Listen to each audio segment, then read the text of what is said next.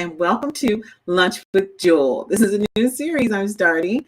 One, to help me to be accountable for being out here adding value, and two, because I think it's kind of nice to have like a daily lunch buddy, right?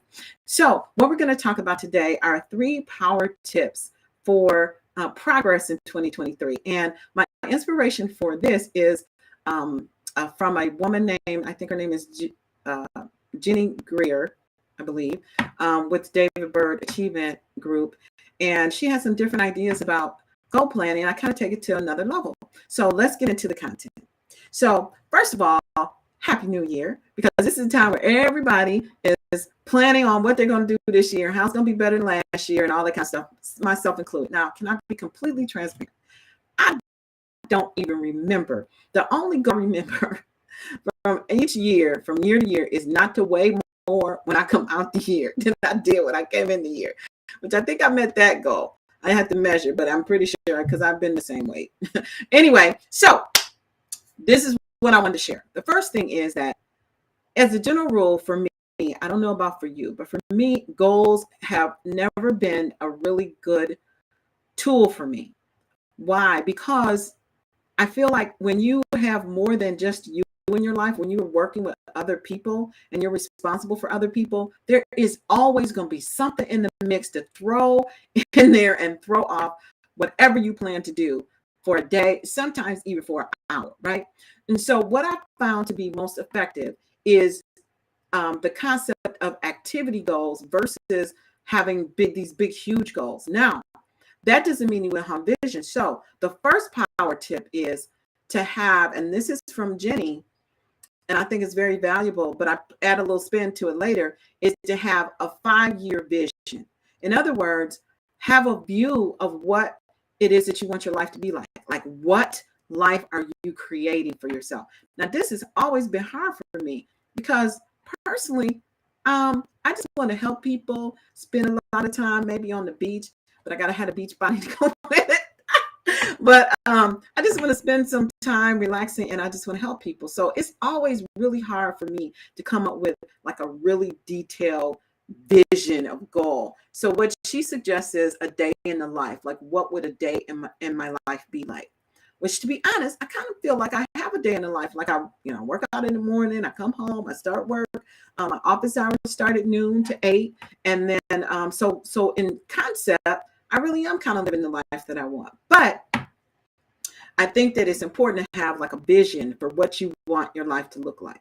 Now, the point of disagreement I have with that 5-year vision is that the world's moving a whole lot faster now.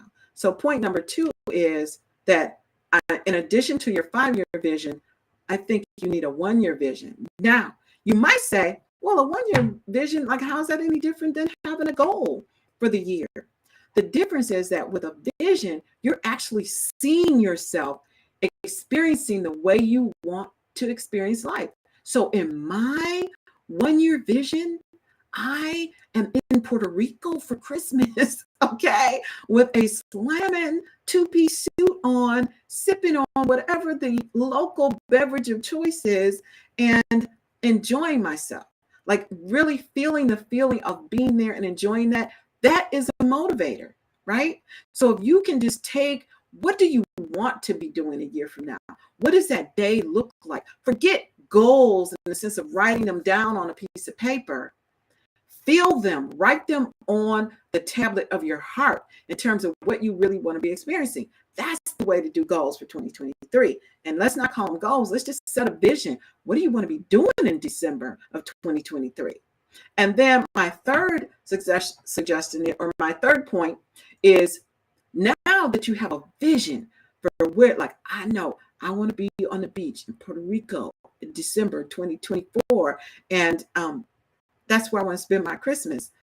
Okay, now I know mentally I can be like, okay, well, first of all, I need to figure out how much money do I need for that to happen, in addition to my regular bill. So there's a number that's associated with that, right? So now you take the number. I haven't figured it out yet, by the way. I'm still working on it. But you take that number and you say, okay, what do I need to do to be able to create that amount of income for myself this year? And you can do the same thing with your 5-year goal.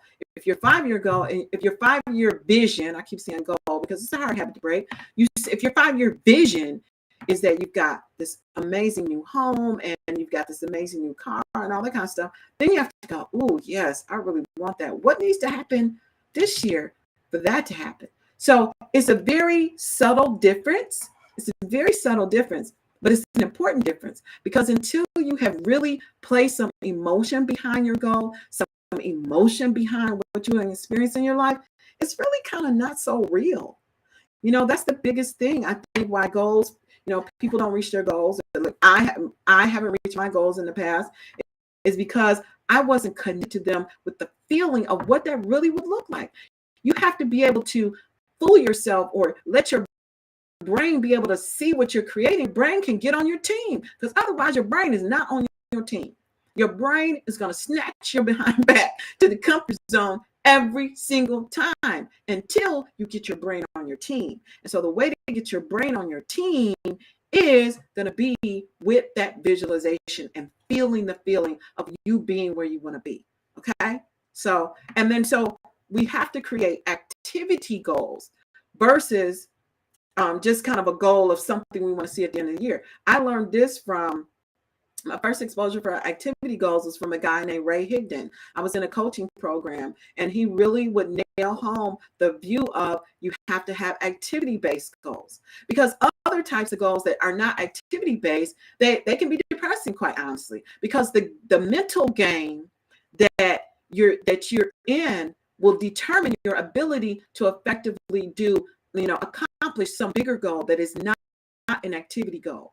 So what do I mean by activity goal? I mean, make a certain number of phone calls every day. I mean, do a certain number, do one Facebook Live a day. That's an activity goal. That's something you can control where you do it or not. Whether or not I make, $50,000 this month or something, or, $20,000, I can't control that. All I can control is the activity that I believe is required to accomplish that goal, right? So you separate that money goal, you back it into some activity goals that you believe will generate that money, and then you just leave that money goal right there with the vision that supports it, and you go after the activity, and you nail the activity. You can always nail the activity. So that's what I wanted to share with you today. I don't know if this is going too long or not, because it's my first live of 2023.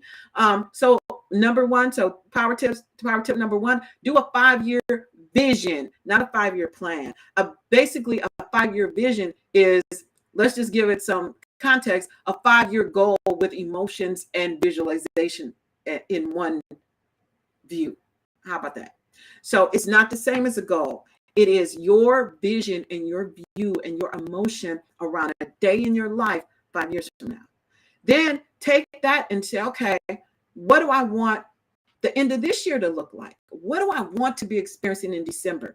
It could be a subset of your 5-year vision. It could be something completely different, but identify what it is you want to be experiencing. I want to be on a beach in Puerto Rico. Maybe you want to be doing something else. Hopefully it'll happen before December if I'm really lucky. But the point is that tip number 2 is have a 1-year vision and really see yourself there day in the life, and throw out, kind of that goal list, and have a goal vision and revisit that place every single day. And then finally, take that vision that you created for yourself, whether it's a 5-year or 1 year, and reduce it down to some activity goals or some things that you know that you need to do and can do every single day that are trackable, so that you can see whether or not you're on track. Because the outcomes, we can't always control those, but we can't always control our activity. Okay, so I hope that was helpful for you. If it's helpful, then definitely share this video. This is Juhl, Lenard, wishing you the most prosperous, most effective, most vision-filled 2023 ever. And I will talk to you tomorrow on Lunch with Juhl.